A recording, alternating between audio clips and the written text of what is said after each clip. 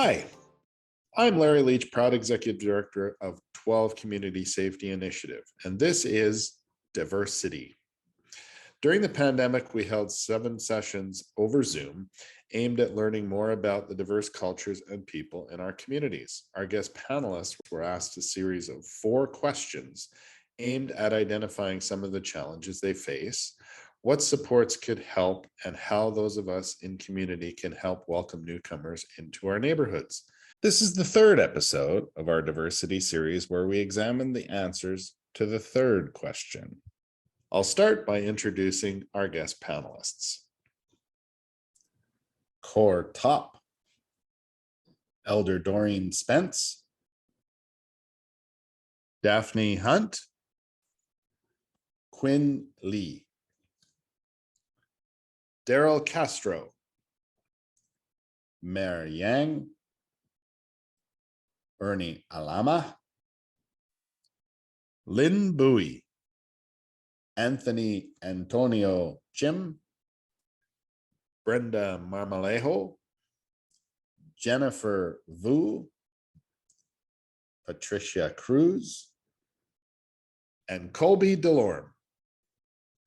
Thank you, everyone, for participating. I look forward to your responses to the 3rd question. How can community associations reach members of your community to get more involved and participate? Okay, let's get started with my good friend, Cor. Years ago, we realized this disconnect between community associations or the neighborhoods and the cultural community. In Canada, the community is a community association, the neighborhood. But to the cultural communities, it's different. Their culture is their community, but their community is living all over Calgary. So they are not in one space or one physical location. How can we conjoin the two? How can we get the African communities engaged in their own physical community? What we did was to deliver flyers to the neighborhood mailbox all around and invite them to an event, to come and share meal, to come and share their culture, come and share whoever your neighbor is. The neighborhood can come together and network and connect. And that has a value in keeping our community safe. By coming together, we can learn all of those different values and what are the commonalities that we have. In this regard, we can build a cultural spirit of the community we live in. If you come to International Avenue, you can see all the 195 countries in the world. You can see a person on International Avenue from 195 countries. Is that beautiful? It's lovely. It's wonderful. This is a neat place to work and live, International Avenue, and it gives us opportunities to really, rub elbows with many different cultures, and hopefully we get to learn a little bit. Thank you, Cor. Elder Doreen Spence. These organizations are losing out that don't have Indigenous people, because I'll give you an example. I had a young man who came to me with potential suicide, highly suicidal. So I started to do the traditional way of counseling, not the way that I was taught in nursing. Because in nursing, they teach you a specific way, but I used a traditional way. And I talked to this young man for some time, and he said, yes, I went through every door, and yes, I know how to manipulate and I know how to control. He said, and yes, you're right. I will go from here and I'll go to Mount Royal and I will register for post-secondary. That young man, 3 years later, brought a big bouquet of flowers to my office to thank me. This is just one experience of many that I work with within the community. So each of the organizations, if they if they don't learn about the culture and how to work with their clients, they're not doing anyone a favor. So it's imperative to learn the culture and the traditions. And the only way to do that is to access the leaders like Colby. That's the best way to do that. Thank you, Elder Doreen. Over to you, Daphne. Talking specifically about community associations, I started to have awareness about them until I joined 12 CSI. I married a Canadian citizen, so you would think it would be easier for me to kind of blend in my process, but it's not even there for some members of the community that are already there. So for an immigrant, it's even worse. Also, when I realized I had one and I went over there, I didn't see anybody that looked like me. I didn't see anybody that was more welcoming.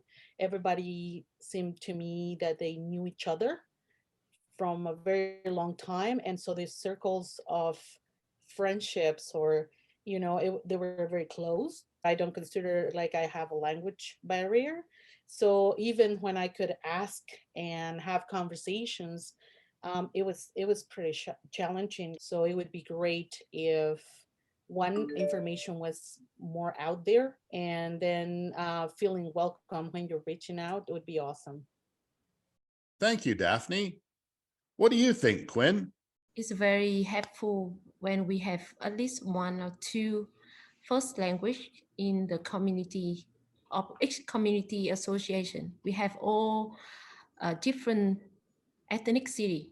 It will be more helpful to approach to all of people rather than just like only Caucasian, only Vietnamese or something like that. We should have a diversity committee of community association. This will be better and easier to approach people with different backgrounds.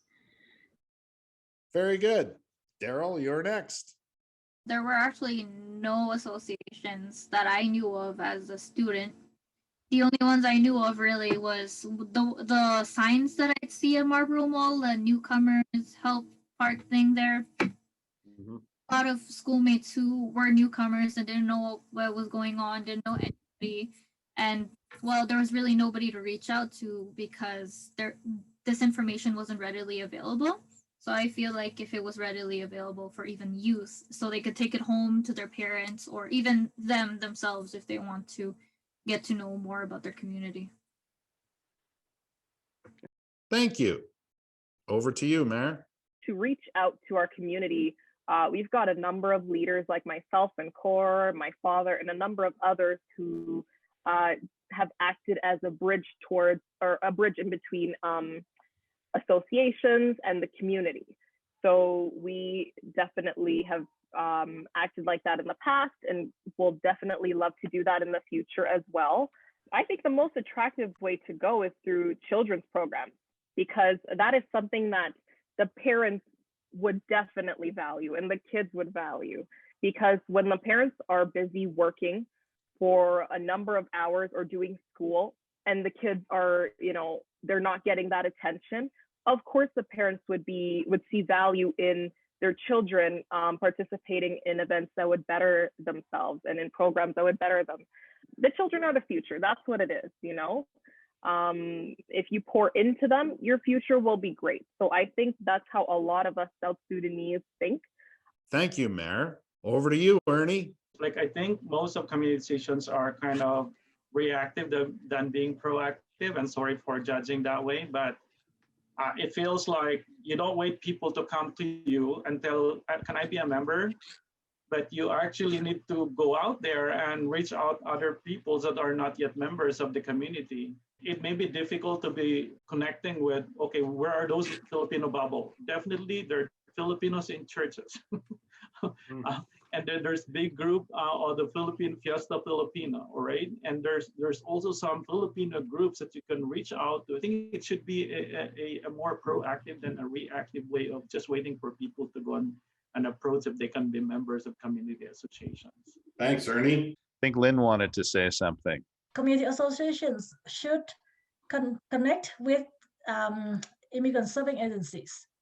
So once they know, like the immigrant serving agencies knows that Quinn will go to Habitat, for example, or Jenny will go to Pembroke, they could kind of refer them to the different community association.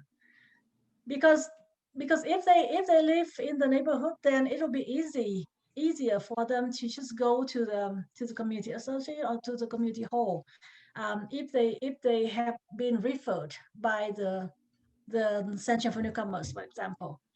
And then, you know, once newcomers are referred to community associations, then the community association can invite them for those kind of workshops where they can share more information about the functions of the community association, what are the benefits of being a member, and you know, like it will help them settle easier, you know, because they will send their children to the neighborhood schools, and they will start getting more involved. Thank you. Take it away, Antonio. They can use the social media. We have so many websites, so many Vietnamese groups in Calgary already. So I think we should invite them to join. But I think the bottom line is we should make sure that the newcomers feel welcome, right? Because when I first come to Canada, just like Quinn or just like other people, I didn't feel welcome at all 30 years ago.